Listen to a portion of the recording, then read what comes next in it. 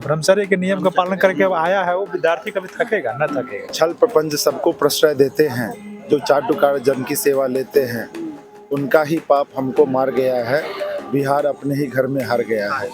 आंदोलन का 2 महीना हो चुका है, कब तक चलेगा? और जब तक एग्जाम नहीं होगा, जब तक अब तो एग्जाम। रिजल्ट भी आने वाली है। रिजल्ट कहाँ आने वाली है? दिया था कि रिजल्ट आने वाला है। कौन सा रिजल्ट? नहीं मानते हम रिजल्ट को। पीटी का रिजल्ट आया, पीटी का रिजल्ट फाइनल रिजल्ट तो होता नहीं है। और पीटी का रिजल्ट जिनका है उनको बहुत ढेर सारी शुभकामनाएं। मेंस की जो तैयारी कर रही है उनको ये ऑल द बेस्ट है, क्योंकि आंसर राइटिंग कभी बेस्ट नहीं जाता है। आप आंसर राइटिंग की प्रैक्टिस करते रहिए। आपने अगर पीटी निकाला है तो आपके अंदर जरूर कुछ ना कुछ क्षमता है, आपका दोबारा भी निकलेगा। लेकिन जो ये सोच रहे हैं कि ये पूरी फेयर प्रोसेस से हो रहा है, तो उसका आपको परिणाम रिजल्ट के बाद पता चलेगा। तो वैसे लोग किसी मुगालते में ना रहे कि आपका सारा जो प्रोसेस है वो फेयर है, क्योंकि जिस सीट पर बैठा हुआ अध्यक्ष है उसके खिलाफ बहुत सारे एलिगेशन के चार्जेस हैं, और उनके रहते ये फेयर प्रोसेस संभव नहीं है। ये पिछले बीपीएससी के सारे एग्जाम में ये देखा जा चुका है। तो सीधी सी बात है, इस प्रोसेस से को हम क्लींस करना चाहते हैं, और हमारा बस वही प्रयास है, और उसी के लिए हम लोग लड़ रहे हैं। जैसे खान सर बोलेंगे कुछ सबूत मिला है जिसे लेकर फिर हम आएंगे, क्या उनका स्वागत होगा फिर से? देखिए, ये चंद्रगुप्त और चाणक्य की परंपरा बिहार की है, और शिक्षक हमेशा चाणक्य की भूमिका में बिहार में या पूरे देश में एक आदर्श के रूप में रहे हैं। तो कोई भी शिक्षक अगर आता है प्योर इंटेंशन के साथ आता है और एग्जाम के मुद्दे के लिए आता है, तो हमेशा स्वागत है, हमेशा। अच्छा, अभी तक आप लोग किन किन लोगों का सपोर्ट मिला है? हमें सबसे पहले अपने सारे भाइयों का सपोर्ट मिला है, सारे छात्रों का सपोर्ट मिला है, जो पीटी पास किए हैं उनका सपोर्ट मिला है, ठीक है।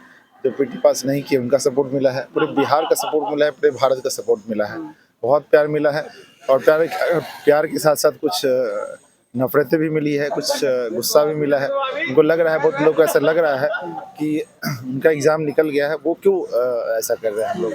तो कई बार ऐसा होता है कि उनको जो पिक्चर दिखाया जाता है वो पिक्चर होता नहीं है। तो अगर ये मैटर सब जुडिस है, हमने फैक्ट्स कोर्ट के सामने रखे हुए हैं। Let the court decide that what is right and what is wrong. तब तक हमारा संघर्ष यहाँ सड़कों पे जारी है। कोर्ट पे कितना भरोसा है? न्याय, भारतीय न्याय पे कितना भरोसा है? जब आपके समाज में कभी भी झगड़ा होता है तो आप क्या बोलते हैं, तुमको अदालत में देख लेंगे। तो वो क्यों बोलते हैं? क्योंकि आपको अदालत पे कहीं ना कहीं अभी विश्वास है बचा हुआ। तो अगर उसी विश्वास को हम लोग भी मानते हैं, हम भी छात्र हैं, न्यायपालिका को हम आज भी सर्वोपरि मानते हैं, तो इसीलिए कोर्ट की सारी प्रक्रियाओं में भरोसा है, और उसका इस कारण से हम उनके माननीय न्यायालय का सम्मान करते हुए हम चाहते हैं कि सारे फैक्ट्स को ध्यान में रखते हुए इस मामले का एक सही निर्णय ले। वो सरकार पे कितना भरोसा रह चुका है अभ्यर्थियों को? देखिए, हमने उस जनप्रतिनिधि को चुन के भेजा है, लेकिन धीरे धीरे ये भरोसा घट रहा है। झूठ मैं नहीं बोलूँगा, भरोसा घट रहा है। उसके बहुत सारे कारण हैं। आप देख रहे हैं कि जब इतनी आवाज़ें उठी हैं, सड़कों पर इतना संघर्ष देखा गया है, उसके बाद अगर कोई सरकार नहीं सुन रही है तो इसका मतलब सरकार की मंशा पे शक तो जरूर है। अच्छा, एक पर्सनल क्वेश्चन रहेगा कि कितने दिनों से आप तैयारी कर रहे हैं? देखिए, मैं पहले एक इंजीनियर हूँ, मैं सॉफ्टवेयर इंजीनियर रहा हूँ। मैंने बहुत साल जॉब भी किया है, 5-6 साल मैंने जॉब किया है आईटी इंडस्ट्री में, और यूपीएससी के भी अटेम्प्ट्स मैंने दिए हैं। अनफॉर्चुनेटली यूपीएससी मेरा नहीं हो पाया, और उसके बाद मैं अदर किसी स्टेट का नाम नहीं बताऊंगा, किसी दूसरे स्टेट में मैं मेंस भी लिख चुका हूँ, और उम्मीद है कि उसमें भी मेरा सिलेक्शन अगर सब कुछ सही रहा तो हो सकता है। और बीपीएससी मैंने इससे पहले 2 बार दिया है, जिसमें मेरे को 67th में दिया था। मेरा 1 नंबर से उस समय 112 नंबर था, और उसमें 1 नंबर से नहीं हुआ था। उस समय बहुत सारे अनियमितता आई थी, लेकिन उसके बाद अतुल प्रसाद के आने के बाद चीज़ें सही हुई। तो बीपीएससी के अलावा मेरा यूपीएससी में ज़्यादा ध्यान रहता था, इसलिए मैंने बहुत फोकस्ड वे में बिहार के एग्ज़ाम्स को नहीं दिए, और इस बार भी मेरा नहीं हुआ है, क्योंकि हमारी तैयारी यूपीएससी के स्तर की हुआ करती थी, और इस बार की जो प्रश्न थे थोड़े डिफरेंट थे। मैं ये नहीं बोलूँगा जिनका सिलेक्शन हुआ उनकी किसी मेरिट पे मैं क्वेश्चन कर रहा हूँ, लेकिन हम लोग का नंबर क्या आया क्या नहीं आया, मुद्दा वो नहीं है। मुद्दा ये है कि ये पूरा प्रोसेस गलत है, ठीक है। हमारी मेरिट अगर मैं एग्ज़ाम नहीं भी दिया होता तो भी मैं ये आवाज़ उठाने के लिए खड़ा होता। यहाँ तो हमने एग्ज़ाम दिया है, इस प्रोसेस से गुजरे हैं हम लोग, तो हम चाहते हैं कि अगर हम देखिए, injustice anywhere is injustice everywhere. आप कहीं भी जाइए, कहीं भी जाइए, किसी भी क्षेत्र में रहिए, कहीं भी आप देश की विश्व के किसी भी कोने में रहे, अगर इनजस्टिस कहीं अगर हो रही है, अगर आप उसके लिए आवाज़ उठा रहे हैं, मतलब आप उस गांधी जी के उन आदर्शों पे चल रहे हैं जहाँ पर वो जो है साउथ अफ्रीका में गए, साउथ अफ्रीका में वहाँ पे गलती हुई, वहाँ उन्होंने लड़ाई किया, इंडिया में यहाँ गलत हुआ, यहाँ लड़ा। तो इनजस्टिस कहीं भी हो, अगर आप लड़ रहे हैं तो आप एक छात्र धर्म का पालन कर रहे हैं, कि छात्रों का धर्म रहा है कि किसी भी गलत चीज़ को होते हुए नहीं देख सकते। बोला जाता है ना, अधिकार खोकर बैठना ये बड़ा दुष्कर्म है, न्यायार्थ अपने बंधुओं को दंड देना धर्म है। तो छात्रों का धर्म है कि अगर आपके भाइयों के साथ गलत हुआ है तो आप खड़े रहिए। ज़रूरी नहीं है उसके लिए कि मेरा मेरिट चेक किया जाए। कोई अगर सरकार ये कहती भी है तो खैर मेरा मेरिट तो इतना है कि मैं यहाँ पे बैठ के यहाँ पे छात्रों की आवाज़ बुलंद कर सकूं, लेकिन बहुत सारे ऐसे भी लोग होंगे जिनके आप मेरिट पे क्वेश्चन उठा सकते हैं, लेकिन इसका ये मतलब नहीं कि उनकी आवाज़ों को आप दबा दीजिएगा।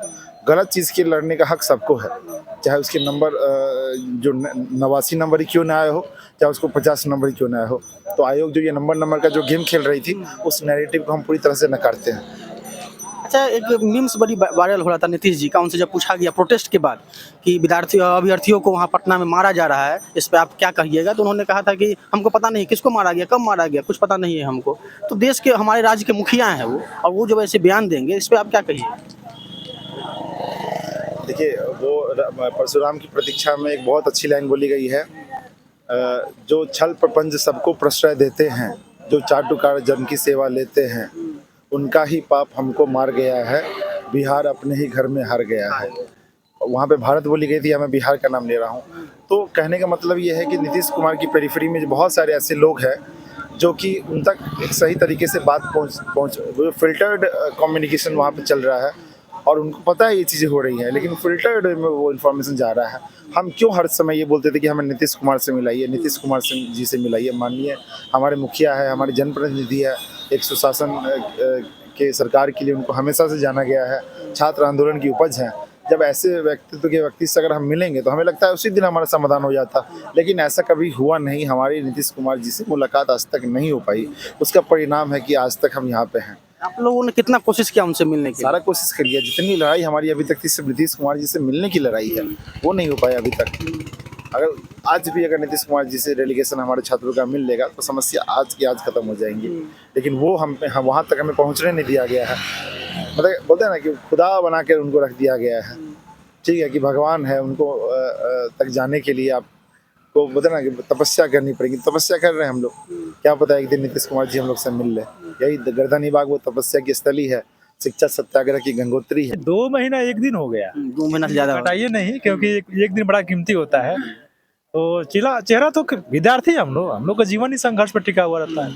आप भी विद्यार्थी रहे होंगे। हौसला बुलंद है कि मतलब एकदम पूरी जिंदगी विद्यार्थी का मतलब साधना होता है, ब्रह्मचर्य के नियम का पालन करके आया है वो विद्यार्थी कभी थकेगा ना, थकेगा। उन्होंने पालन ना किया वो थके होते हैं। तो हम लोग थकने वाले थोड़ी ना है।